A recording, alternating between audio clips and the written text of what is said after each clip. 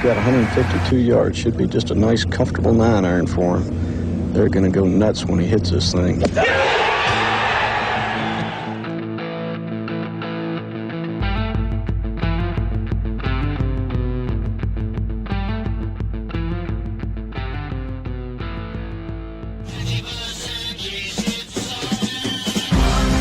That's dirt. Yo, ladies and gentlemen, we interrupt your national championship broadcast for another wonderful, thrilling episode of Preferred Lines. This week, we're going to recap Chris Gotterup's big win down in Honolulu. We're going to talk Amex golf. We're going to preview the golf course. We're going to give plenty of long shots out tonight. Me and my partner beside me, John Hazelbauer. John, good evening. Great to see you at 8:30 p.m. on a Monday. Of course, as always, 8:30 every Monday. By your side. My wife is a Hoosier, so she's watching the championship game. She's going to fill me in on whatever happens over the next hour. I'm sure they're going to coast to victory. Shout out Signetti. But yeah, I'm excited to talk Amex. I'm excited to talk the world of golf. It's my birthday yesterday, so it's a new era. I'm not going to lose any outrights in my age 33 campaign, so looking forward to it. A happy birthday to you. A good luck tonight to your wife. Thank you to everyone for being here. If you're joining us for the program live, we love you for it. We'd love to see a comment for you. Make sure you like and subscribe to the Preferred Lines YouTube channel. As we mentioned last week, starting at the Waste Management Phoenix Open here in just a few short weeks, it will be upon us. The Preferred Lines program will be moving over fully to the Read the Line network. We are kind of giving a little buffer period here. We're so excited and thrilled that they have brought us aboard. They are fully supportive of the show. They're letting us control the content, John, and we're going to keep churning it out every Monday. But sooner rather than later, we will be migrating everything over to that channel. So make sure to take 5 seconds after this program. Go over to the Read the Line YouTube channel, subscribe there. Keith and I actually recorded this morning and posted the TGL Match 5 preview, which will be tomorrow night. We'll both be in the SoFi Center. We will both then be traveling to Orlando for the PGA show. So if you are going to be there, by all means, reach out to Keith, reach out to me. We would love to meet you. We would love to say hello, and we are fired up about this partnership for 2026.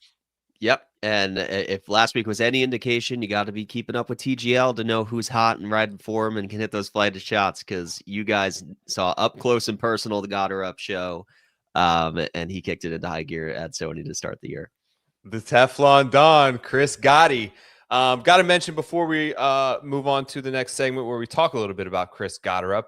The winner of last week's contest was at PaulyG_24. So Pauly, you're the man. You won a full year subscription to the Read the Line, all of the newsletter, all of the picks, everything that we're going to be contributing over there as well. We will also send you a swag bag. Please, Pauly, reach out to me via DM on Twitter, and I will make sure to connect the dots there and get that hooked up. But John, let's start with Chris Gotterup. Masterclass all through the weekend, kept the, foot on the gas. Guy just never let up, showcased all kind of shot making ability. I was beyond impressed when I saw him at TGL like about a month ago. He was great when he came back again. Such a great person to root for, kind of unexpected.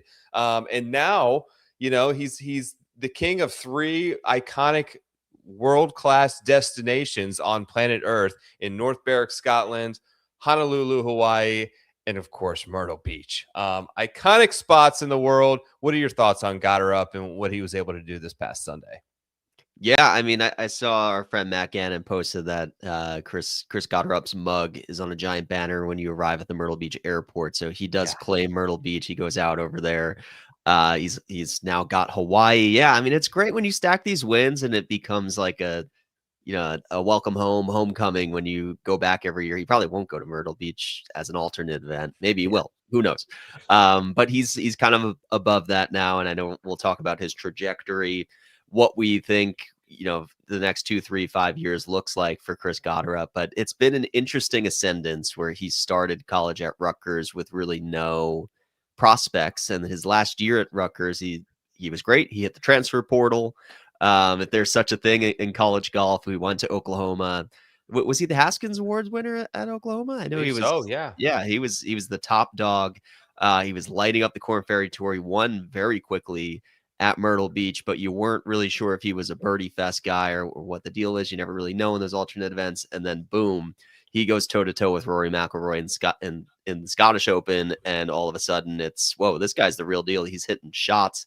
He's got power. He's got finesse, and just like a good follow on Twitter too. So the sky is the limit, I think, for Gotterup, and he's really fun to watch when he gets into the zone. He's got confidence. He's got moxie. He's got a lot of tools at his disposal. And you mentioned there, obviously, the connections to New Jersey and the Northeast. Easy to play Monday morning quarterback here, John. But did you feel like he got snubbed in the Ryder Cup when you look at it today? Yeah, hindsight's 2020. I didn't love Colin being on the team. If it was me, it's a difficult. That's not hindsight. I was kind of banging the no Colin drum. But I don't think I had Gotterup as first man off. He just had a rough playoff. That was really it. Like when we got to the FedEx Cup, he didn't really do enough. He had an okay tour championship, but it was a little too late. And it was starting to feel like he caught fire in and around the Scottish Open, and that was kind of it. But yeah, hindsight's 2020. That was kind of an energy, get the crowd going guy, a Northeast Jersey guy that the crowd would have really rallied behind. And in hindsight, I was on the grounds there too. There was just no juice with this team because no one was hitting shots and there was nobody to root for. And obviously we know what happened with the crowd. They turned against Europe and the cheers for the country.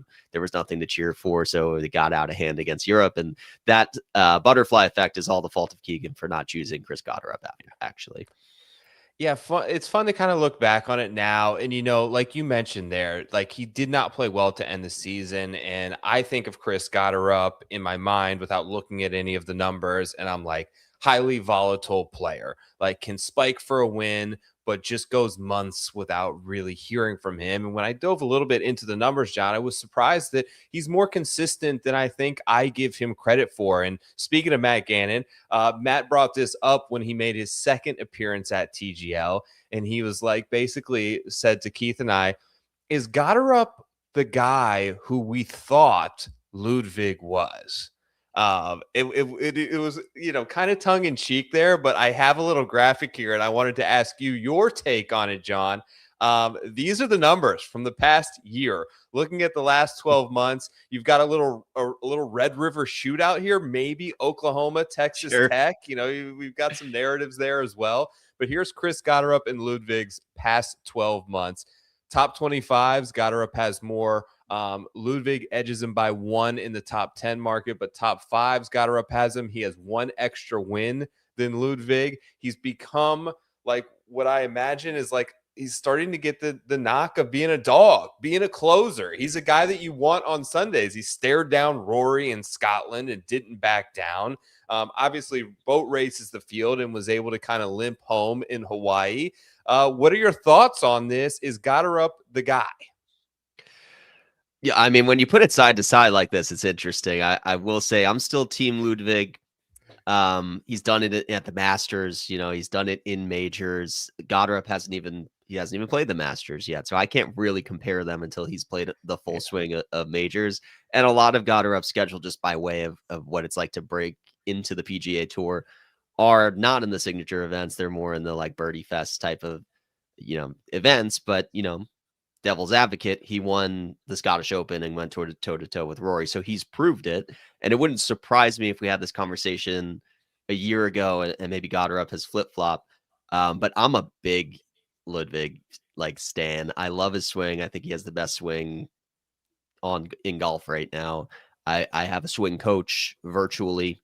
And in our first conversation, I was like, is it possible for me to just have Ludwig swing? And he was like, no, you cannot. You never can. He was born in a lab, but we'll get you Shane Lowry swing if that's okay. So okay, he can stripe it too. So and it's interesting too because when I watched Gotterup yesterday, I was talking to my friend, live texting because he was on Gotterup, and I was like, I don't mean this in like any sort of pompous way, but like Gotterup's swing kind of reminds me of my own. In a sense that he just goes full bore. He swings as hard as he can. He puts everything, all of his body into the ball. He's obviously a lot better at it than I am, but I'm like, this is not a technically savvy swing. And when you put the two against each other, Gotterup versus Aberg, One is, a feel swing, and one is a super polished one. So long term, I'm going to go with the more polished swing. It feels more repeatable. We're about to hit Torrey, where he is a defending champ, but it's definitely an interesting matchup to monitor. Yeah, Ludwig, robotic, repeatable. Like those are some of the words that come to mind. Like everything's coming out the same window. Everything looks identical. Everything looks perfectly tempoed and balanced. And Gotterup is very different. Just the way he moves the ball and like changing trajectories. And I saw it in TGL, but some of those shots sort of mirrored that. Hitting it cap high and hitting it 300 yards is a skill set. And then he'd come to the next hole and hit one 145 feet in the air and carry it 330. He goes hard at it, but I don't mean that to de-emphasize the skill that he clearly has in some old school shot making ability that we don't see as much with the modern TrackMan golfer, where everything is optimized to be repeatable on every single hole. Kind of a little bit of a throwback guy, which I like to see. Also, big note, big bump for Florida. Jupe Life, big plus here. Moved to Florida in the offseason. Yes. Credited that with getting off the ground and getting his season started quickly. And a win to start the year, obviously, is more important than ever now in this era of the cutthroat PGA Tour, where FedEx Cup points matter. It's harder to get into signature events. It's harder to get into the top 50. So great to come out of the gates fast for someone like Gotterup, who needed it this year. Yeah, a really important note to call out too, because we always talk about the volatility of the first event of the year. You don't know if it's equipment changes, coaching changes. This is a new one for me, location change, where Gotterup explained that being in Oklahoma, he just couldn't practice in the offseason. So naturally, if you're a top player and you want to get better, you move to Florida, where you can actually play in November, December, January. That's what he did, and it pays immediate dividends. So go figure. I was fading him because he had poor history at the Sony. And obviously he had poor history because he wasn't practicing before it. So there you go. Well, congrats to Chris Gotterup on the win. Big fans from over here on the Preferred Line Show. Let's move on to the next segment, John. A great idea by you on this segment as we embrace the Pro-Am that is the American Express. I will say, full disclosure, one of my least favorite events on the PGA Tour. Very hard to track. Long rounds. I don't like the Pro-Am ability, but that's what we got, right? So you had the idea of what sport would we want to see potentially adopt a Pro-Am format. We had some good submissions online. I saw a power slap in there, which I can't imagine CFOs competing in that. You got a couple for me that are, you've thought about today? I have a couple. When I thought about this, I was like, where can I picture Bill Murray in an athletic setting where he can actually contribute to the team? He's more of like a Pebble Beach Pro-Am guy. There's really two Pro-Ams left on the PGA Tour. Mm-hmm. Pebble, when it's not a signature event, and the Amex, which is more for the CEOs and just anybody who's willing to pay enough, highest bidder to play alongside a professional in a competitive round of golf. It's a very random thing. And that's why I wanted to bring it up, because you're not going to see Steph Curry line up to the CEO of Microsoft in the starting five of, Warriors game. But you are going to see that this week at the Amex, where guys are kind of just hacking it around at 6-hour rounds.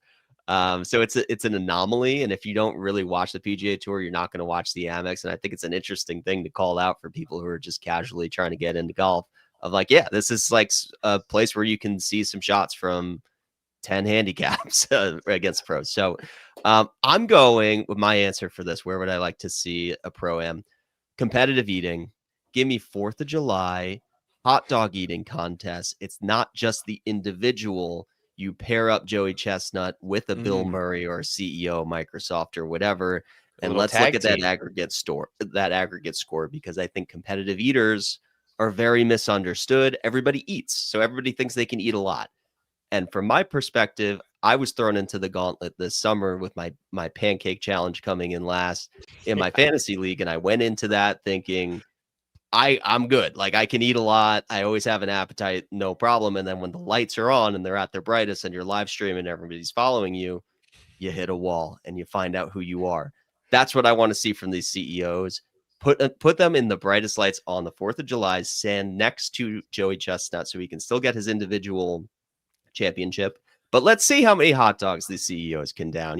They're enjoying hot dogs on the side, and they're probably thinking like me that they can do it, but you might want to see them get humbled. So I'm going competitive eating. Have you thought about this? Where are you going?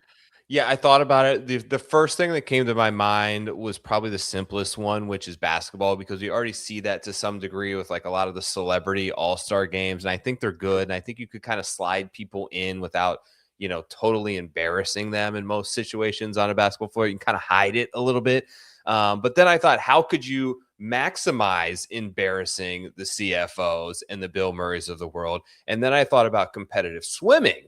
So you put them in a bathing suit, you make them get in the pool, they get absolutely boat raced, and it kind of puts some context to how fast those guys are really moving in a pool when you put them next to AMs. But the real answer, in our partner at Read the Line, Mr. David Brunel, shout out to you. I golfed with him on Sunday. Afterwards, we went to polo, which is big here in South Florida, in the town that I'm in. And polo has actually already integrated this, John, believe it or not. So each polo team has what's called a padrone. So the padrone is basically the rich millionaire owner who funds all the horses and the team. So polo has a handicap system. So each team, you have a 21-point handicap, I believe, max. So you stack like the higher a player, like a 10 player is like the best player in the world, right? So you put like an 8, and a 6 in there, and then the patron is just terrible. He's a 1, right? But he's the rich owner. He's basically the pro-am guy, and he just cherry picks at the end of the field and tries to get goals on the back of a horse. So there's 3 really good players on each team, and then you essentially have an am that is funding the team. So polo already has the pro-am in effect in matches at all times, and it was kind of topical because David and I were just there an hour ago, a day ago.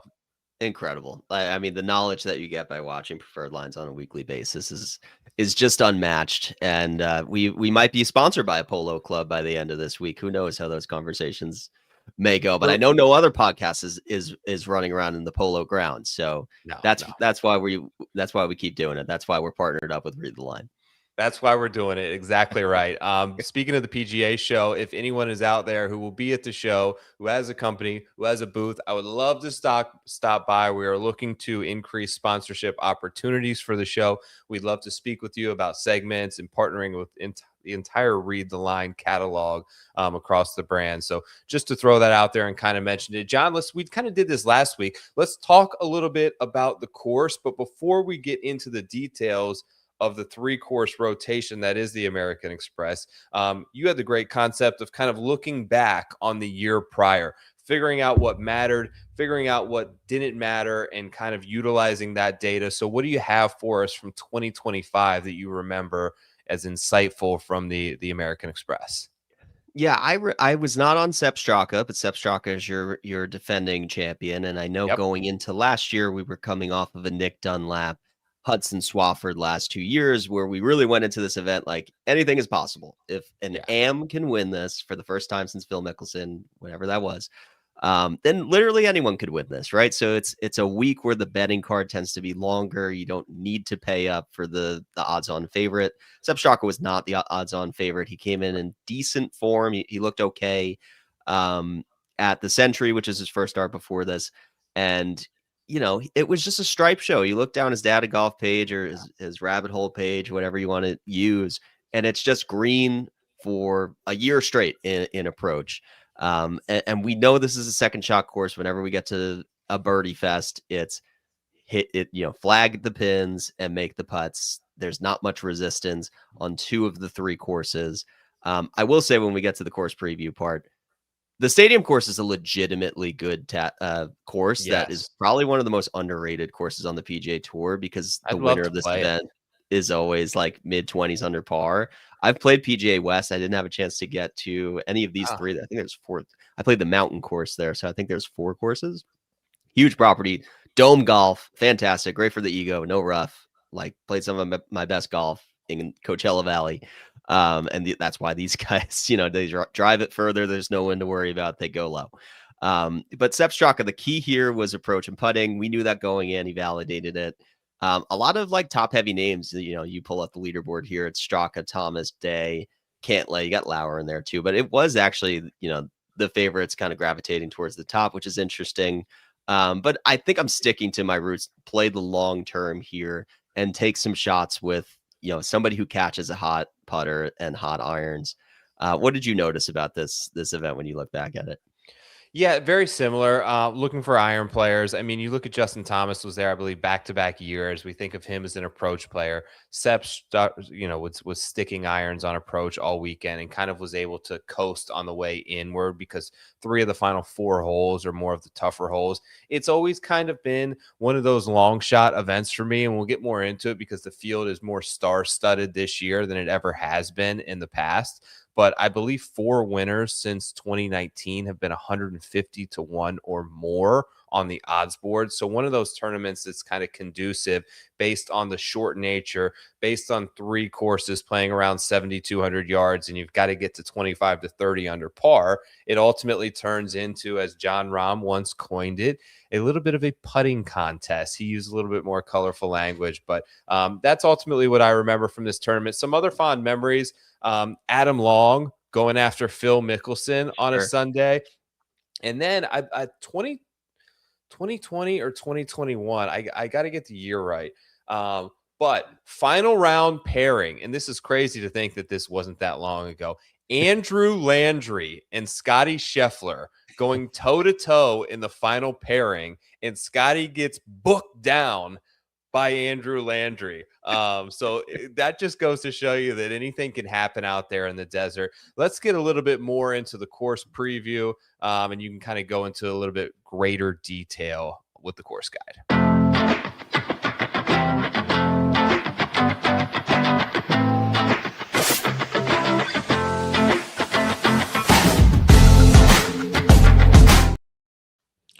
All right, John, course guide, as always, presented by our friends at GolfGuiders. GolfGuiders will be at the PGA show. Look forward to going over and say hello to them. If you are there, stop by the booth. Make sure to download the GolfGuiders app. It is the best scorecard app in the game. All types of other fun content from relevant topical news in the world of golf to a shop. Your one-stop shop within the App Store. Download the GolfGuiders app as soon as possible and tell them that Preferred Line sent you over there. John, what are the most important things that you have to do well if you're going to get to 28 under par at PGA West? Yeah, it's a 3-course rotation. I would say La Quinta and Nicklaus Tournament, not much of a difference between them, not much resistance anywhere, very little water even on those 2 courses. It's just dormant rough, which isn't even really rough. Super easy to chip out of. There's just nothing about those 2 courses offers any resistance whatsoever, and weather is never a factor here.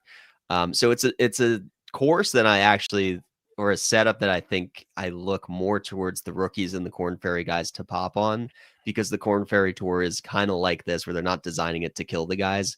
They're not doing anything to the course to make it difficult. Also, when we play pro-ams, they put the pins in easier locations and they don't, run down the stimp because they got to get through these rounds and you can't kill the CFO out there. So it's not like by accident. Course setup makes this as easy as even the course itself could. So every single factor you can think of makes those 2 courses extremely easy. The stadium course is a course I have a lot of respect for. Haven't played it, but it was made by Pete Dye in the image of the stadium course at TPC Sawgrass. And you see that with the 17 island green here. You see that with a lot of water hazards that are really reminiscent of the Florida swing. Sepp Straka in his interview last year was talking about holding on to this lead, and he was like, I had to stay committed and confident in every shot because a double bogey is there on most holes on the stadium course because there's so much water, and if you misfire once, you're in trouble. So that is, I think, a stark contrast from the other 2. If you can go low there, you're really in great position because you should feel confident about going low on the other 2 courses. It's different in that regard, I think, than like a Sea Island, where one course is a little bit easier, but you can kind of score on both. It's more to me like the Torrey Pine setup, where if you don't go low on the easier North course, I don't think you can make up the strokes. So just an interesting thing, I think, to keep in mind with live betting. If somebody gets out to a hot start on the stadium course, I would try to hop on those guys. If they get out to a hot start on the other 2 courses, let's wait and see what they do on stadium before, you might buy low. Otherwise, it's birdie fest. Who scores well in easy conditions? Who played well on the fall swing when most of the courses and setups were easy? Who played well on the Korn Ferry Tour if you're coming in hot? Iron play and putting basics. Yep, just the basics. Exactly. Approach play for me from 100 to 175 yards. Ted asked a great question here that I wanted to kind of put to you, John. Would you fade a guy playing the stadium course on Saturday? I think in my history, if all things are equal, I love the ability to kind of have the guy play the same course on back-to-back days. I think it probably comes down to an individual player component, but is there anything to that? Do you not want to see your guy on the toughest of the 3 courses on Saturday, or would you want to see him with a chance to go back out the next day and play the same spot? Yeah, I remember there being a narrative around this, and I think it was a false narrative, because I think they intentionally put the best groups so that they would play stadium on Saturday because they have Yeah. more cameras and crew, and that's like they don't have as many resources on the other 2 courses, so they want the best players in the best window, which would be the Saturday window. Other than that, I don't know. I guess I would actually prefer the guys to play the same course twice.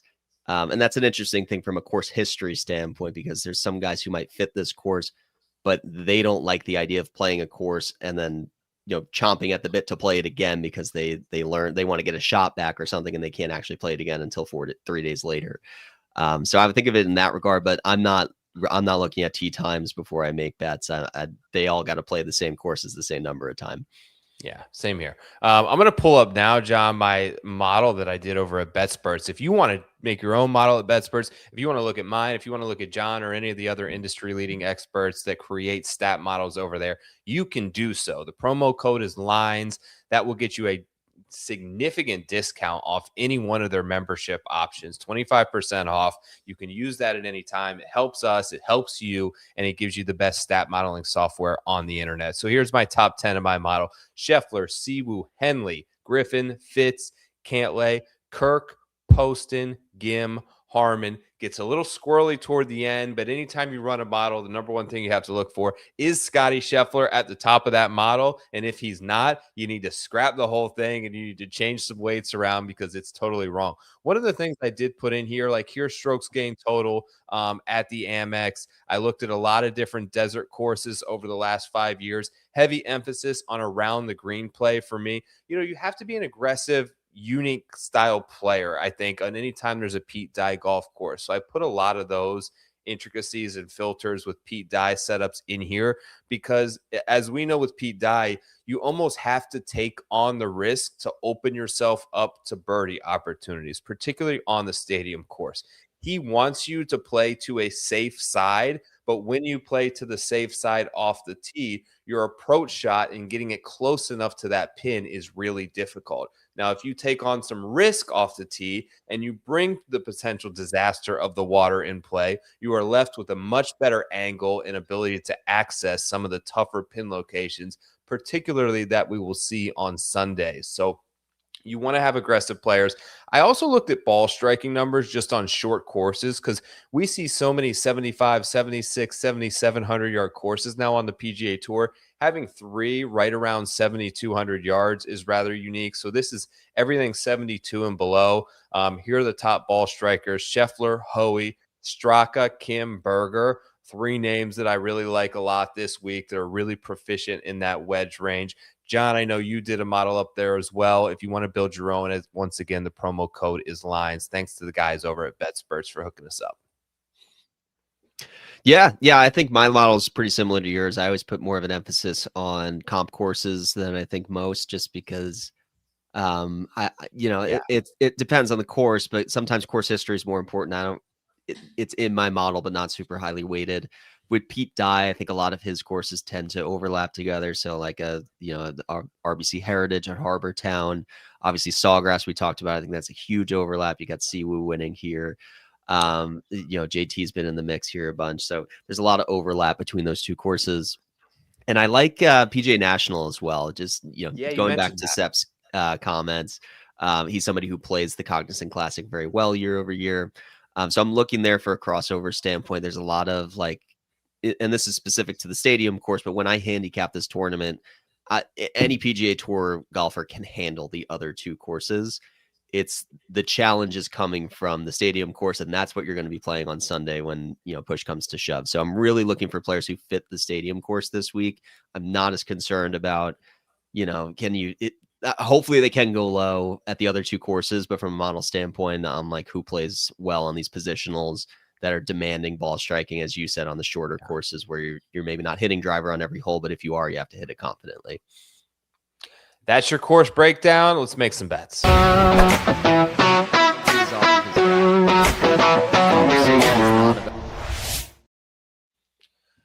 We bring up the betting board for the 2026 American Express. John, and the boogeyman is back on the PGA Tour, and he has siphoned all of the value at the top of the odds board. Scotty Scheffler, 3-1 to win the American Express in a 156-man birdie fest.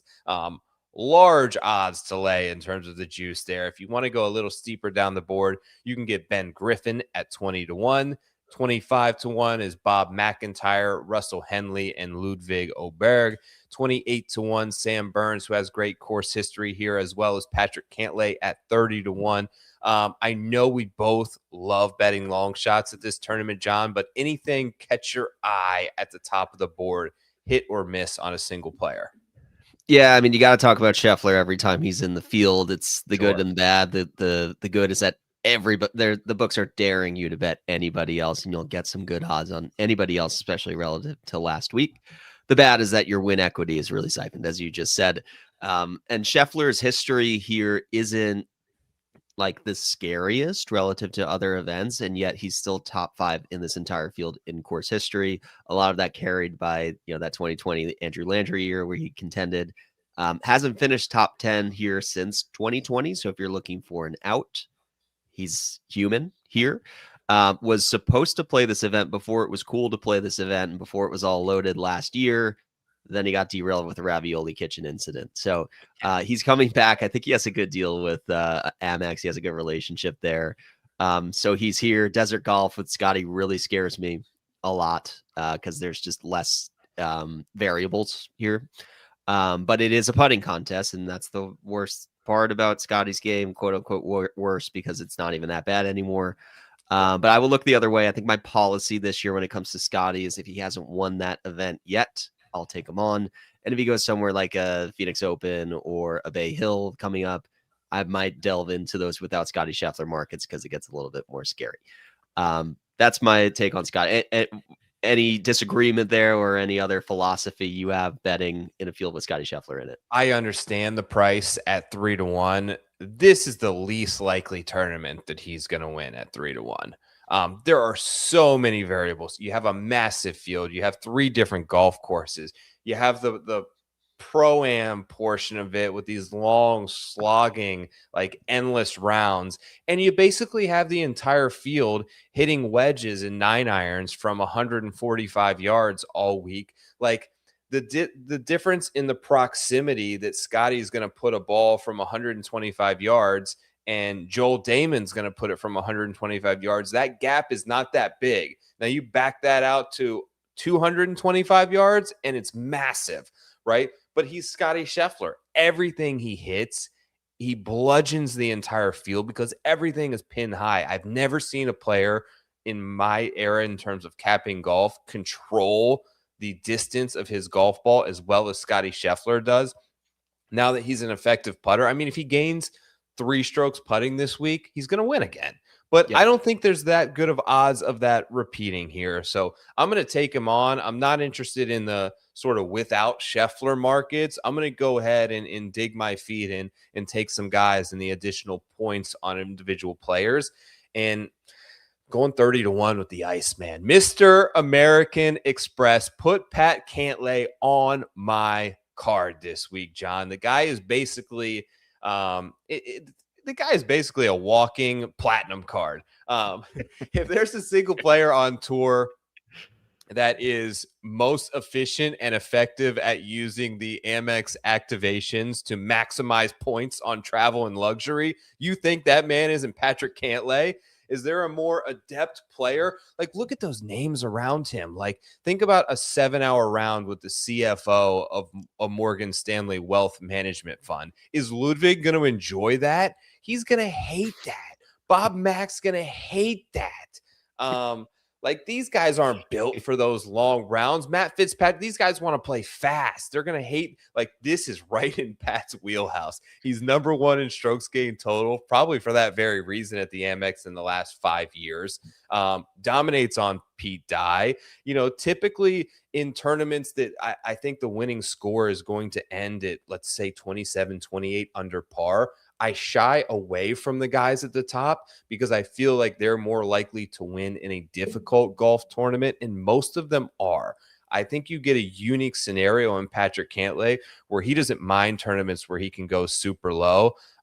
Some guys just aren't built for that kind of smoke, and I think Patty is. I'm going to take him at 30-1 as the first guy on my card. What do you think? Yeah, I'm actually right there with you. I'm also on the Patrick Cantlay train, and I don't know if I even bet him last year. I think I faded Patrick Cantlay throughout the year. It was a very profitable strategy. He looked good in the Tour Championship, so that kind of perked my eyes up a little bit. That's kind of his tournament. He always shows up there. He finished T2. Basically, the last time we saw him, he kind of was obligated to play the Pro Tour with the rest of the Team USA team, and I actually think he played fairly well, respectably in the Ryder Cup. I think he'll be, looking forward to a clean slate. It was a disappointing year for him. Obviously, Atlanta Drive is hot right now with Gotterup winning week 1, so you've got that momentum. You can't be the only guy on Atlanta Drive by season's end who doesn't win in January. So you know that Patrick Cantlay is motivated to keep that going for the team. He is a champion on simulated synthetic turf, so he needs to catch up here. And you're right, he's comfortable in slow rounds. As the rounds get slower, he gets better. So we love Cantlay. And the last thing I'll say on this slide is that I was really between Griffin and Cantlay. Yeah, I just feel like Griffin's been automatic, and he is a worthy second guy on the board, but and he has a couple top 10s at this event as well. So all things good for Griffin, but I was really looking closer into the Sony stuff, and he was near the bottom of the field all 4 days in strokes gained approach. So he kind of has a phony little top 20 last week where it was all putting. That was alarming to me. Sometimes you have a bad approach week and it's just one round where you hit a couple in the water and it torpedoes your stats. 4 straight days not very great on approach. So I don't know if he's experimenting with new equipment, what's going on there. That's not Griffin-like. But that took me off of him and pivoted me back to Cantlay with you.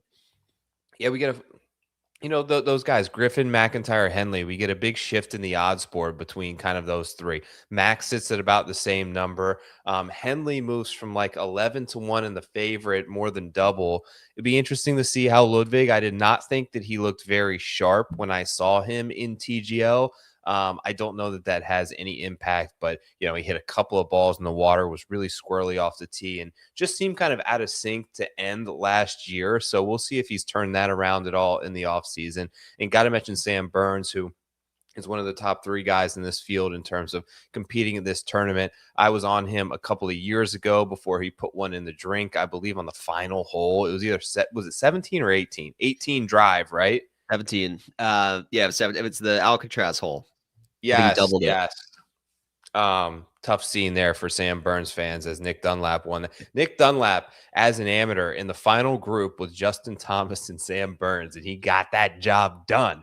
Anything can happen at the Amex, ladies and gentlemen. That's why we aren't too interested in the top of the board. Let's move on to slide number 2. Siwoo Kim, past champion at 35-1. Matty Fitzpatrick, 40-1. Sepp Straka, last year's champion, 45-1. Harry Hall, 45. The names at 50 begin with Kurt Kitayama, Taylor Pendrith, Harris English, Michael Thorpe Bjornsson, Alex Noren. We get into the 60s range, and you get Davis Thompson, Ricky Fowler, Ryan Gerard. You bump to 70. You get Danny Berger, who closed the week strong last week, JT Poston, Minwoo Lee, sharp around the greens, which always goes a long way in the desert. Thoughts in the meat and potatoes range of the odds board, John Hasselbauer? Yeah. So, the way that I'm structuring my card this week started with a lot of bombs, and you were kind of talking about it on page 1. You don't really need to go for a favorite. I think I needed to go for a favorite, or I would have bet 40 guys this week. There's so many long shots, and I bet the same risk reward, this many units in, they all pay the same. And some weeks I'll bet 3 guys, if it's a signature event, I'm not betting more than 3 guys.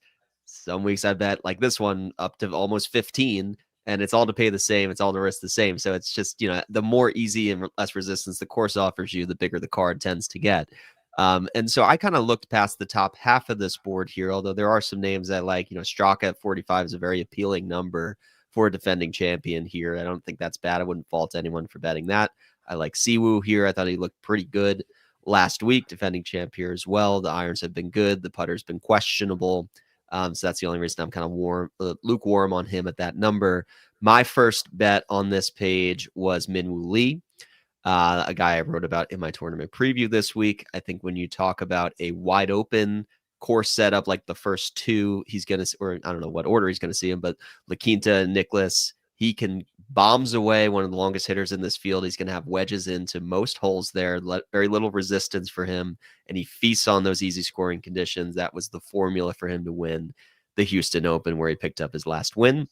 But on the other side, he kind of has that, get you somebody who can do both for you on the positional courses, where we've seen him mix at TPC Sawgrass, and we've seen him mix at PGA National at the Cognizant Classic a few times. So this is a guy who is comfortable dialing it back and hitting that driving iron off the tee. He's pretty strategic about it, and he's stayed fresh overseas, so he's not as cold as some of these other guys are going to be. He looked good.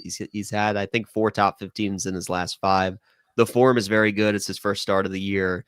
I really like everything about his fit this week. And the other guy I bet on this page is Ryan Gerard, who seems to be one of the more popular bets. I think he opened at 100. He's been bet down expeditiously. Everybody saw 100 and caught that attention. He's been around the block. He's been flying country to country, trying to qualify for the Masters. He did it. He's been jumping up the world golf rankings. Played really well in South Africa, I believe. And I'm pretty sure he's coming off back-to-back top 10s now on the PGA Tour. Looked good last week. Really good iron player, and a good, easy conditions guy. So those are the 2 guys I bet on this page. First one for me, probably like a Gerard pool, is I had it already in my head that I was going to bet him, and I knew the number was going to get crushed, was Dan Berger. I think that number is coming down quite a bit, probably ends in the 50s by the time this week's over. But awesome last week. Love the way he battled. Gained 4 strokes tee to green. Gained nearly 4 strokes on approach. And the big thing, John, gained almost 4 strokes with the putter, which is big news for Dan Berger, who was an absolutely abysmal with the flat stick last season. That's 2 tournaments in a row, gaining a lot with the putter, going back to the RSM Classic. T6 out of the bad wave there. Big season ahead for Berger. If we're talking PGA National, I mean, the guy's got to walk away with that trophy at some point in his career. If he just continues to ball strike the hell out of the ball and can find a hot putter, he's going to get one of these weeks. He's played well in the desert before. I had him at Waste last year where he nearly did it.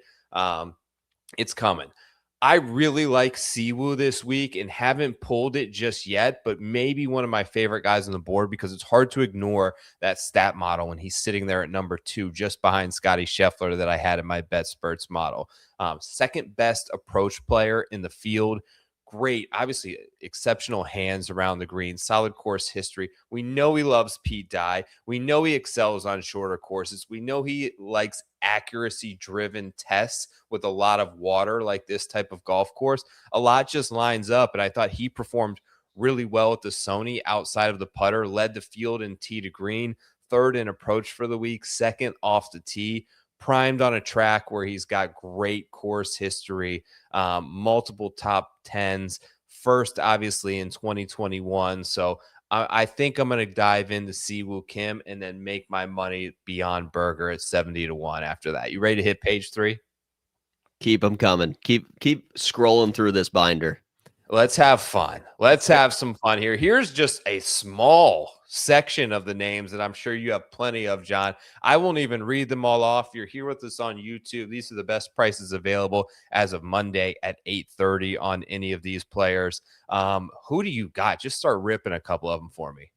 Yeah, I mean, we've reached the 3rd page, and we're just now talking about Justin Rose, who is a top 5 world golf ranking ranked player in this field. So Top off of 10, just right? He's not top 5, is he? He's number 10 in the world, and I believe he's like a top 5 in the this field. field by golf ranking.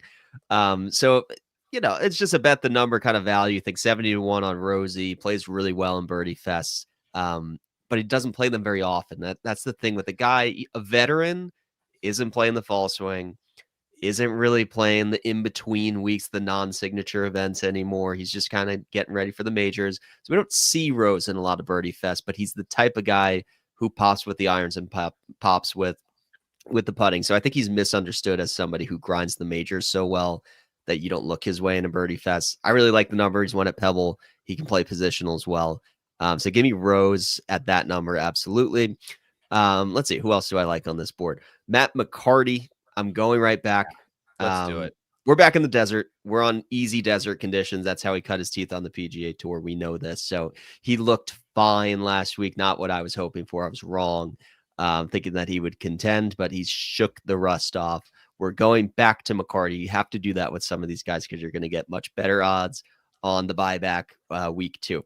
What was McCarty doing on the ninth? Was it the 9th hole at Waialae? What happened there? Just torturing me, honestly. I mean, there's the easiest hole on the course. He couldn't figure it out. Yeah. I mean, I could go all day about the guys who ruined my week on the 9th hole, but he found OB where nobody else could. So, we'll try again this week.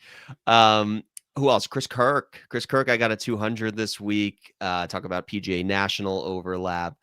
Looked pretty good, ball striking wise last week. I don't think he made the cut, but he looked fine with the numbers that are important for overlap. So I'm going back to Kirk at a great number. I'm going back to Johnny Kiefer at a great number when we talk about Corn Ferry overlap. This guy feasted on Birdie Fest conditions. He's getting that this week. I don't know how he'll fare with what CFO he's going to be talking to. He's probably the same age as their sons. But Johnny Kiefer can ball, and this is the type of week that he can pop.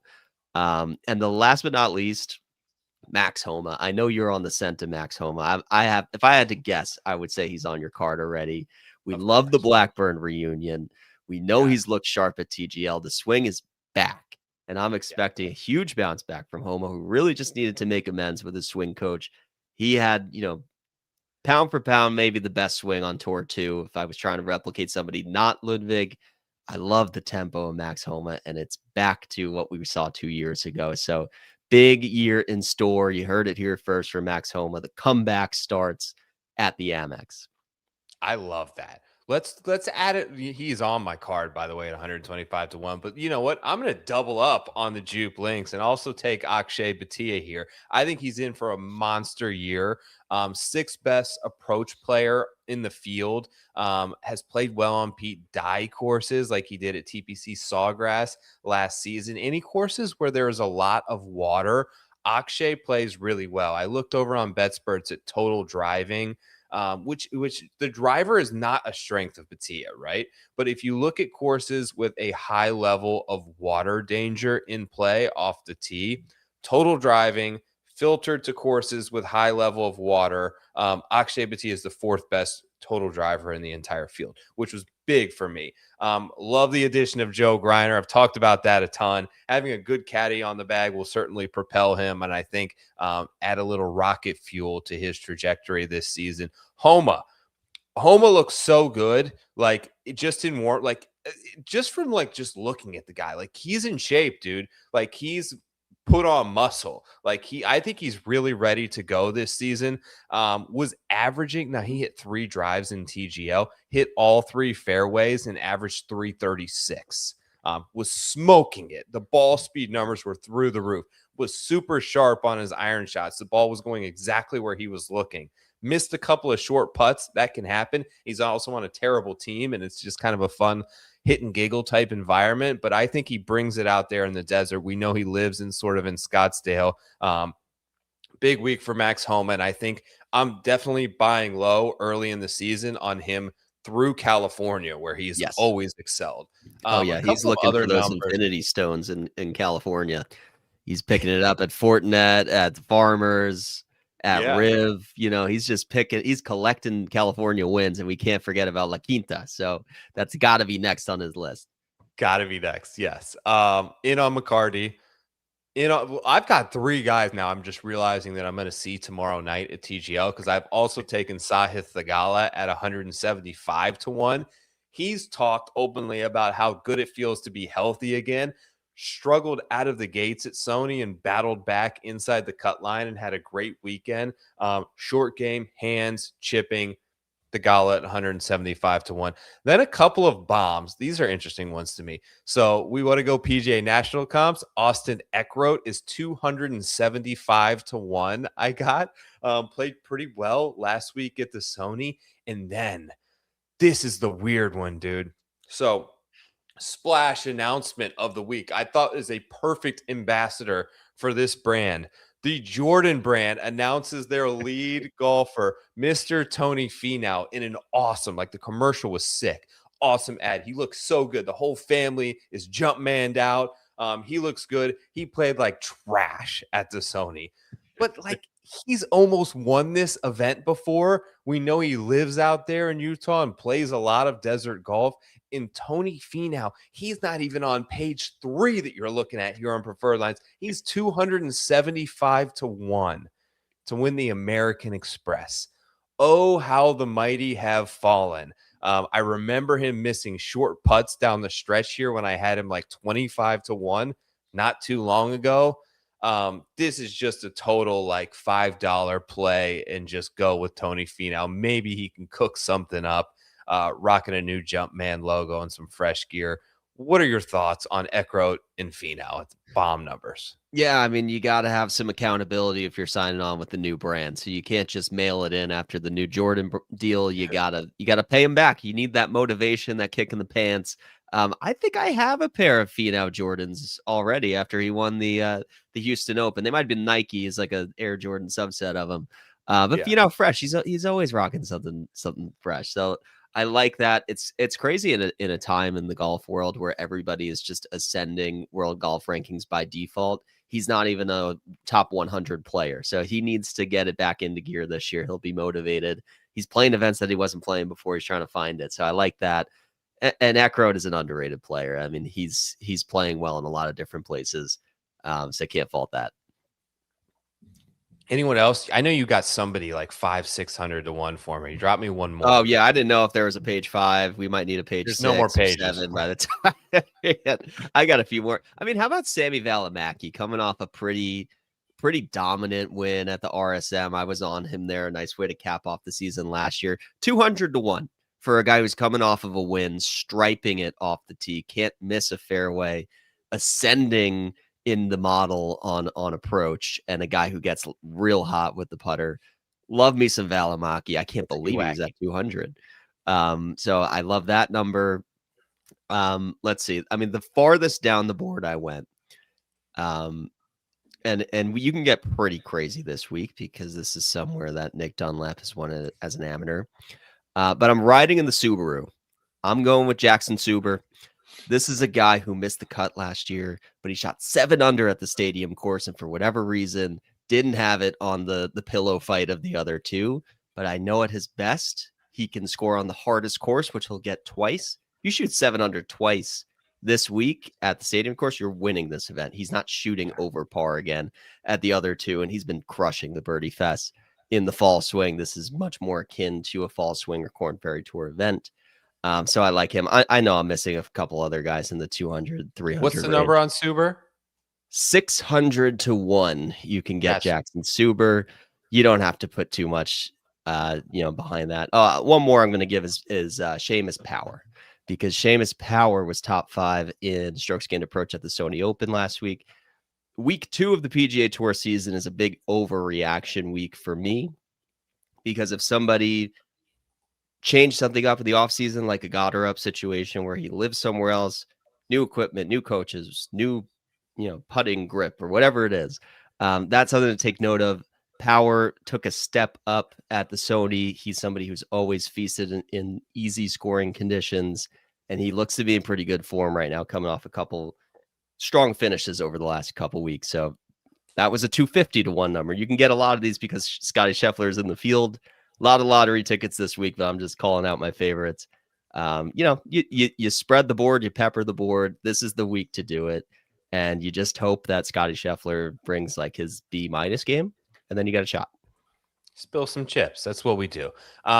Excited for next week as well, John. We get the Farmers Insurance Open. Kind of topical. We didn't talk about this, but just before we end the show here, obviously we get Brooks Koepka into the field next week. Yes. The drama continued to unfold after we sort of helped break the news last Monday. I talked to Tiger in great detail about it at TGL. Of course, gave me a very corporatized answers. But as more people continue to comment, Rory and Scotty are very happy that he's back. Bryson kind of was on the fence and gave his committal to live. And then we get Wyndham Clark, who says Wyndham said it's kind of frustrating he's able to get the cake and also eat it. I don't really know what that means out of Wyndham Clark. Can you decipher that quote for me, or what were your thoughts as players begin to dish their comments out on Brooks joining the PGA Tour next week? Yeah, I mean, Wyndham Clark is a situation of someone who bet on himself and didn't have the right cards. I mean, yeah. he had a live offer. It was fairly substantial from what I remember being reported. They wanted him.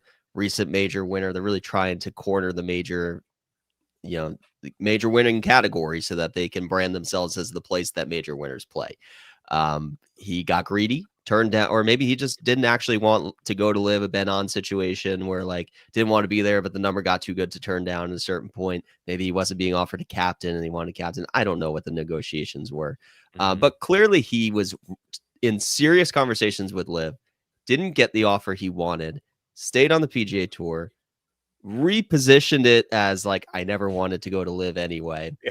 Proceeds to play very poorly on the PGA Tour, looks back, probably regrets all the money that he left on the table, and now has extra animosity towards live and towards the people who made the decision he didn't make, and are much more lucrative for it. So, that's the Wyndham Clark situation in a nutshell. It was funny, like listening to having your cake and eat it, and also getting to eat it is an interesting way to phrase it. That's the goal of having the cake, right? Right.